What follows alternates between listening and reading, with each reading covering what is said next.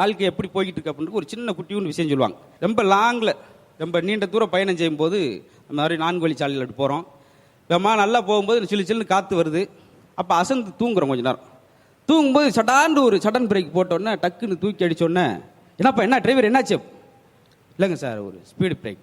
அப்படியா, சரி பார்த்துப்போ. மறுபடியும் சில்லு சில்லுன்னு காற்று போய்கிட்டு இருக்கோம். கொஞ்ச நேரம் அசந்து தூங்கினோன்னே மறுபடியும் கீச்சுன்னு ஒரு பிரேக் போட்டோன்னே டக்குன்னு அதிர்ச்சா, என்னப்பா என்ன? இல்லை சார், மறுபடியும் ஒரு ஸ்பீடு பிரேக். அப்படியா? இதே மாதிரி வாழ்க்கை பயணம் அப்படின்வாங்க.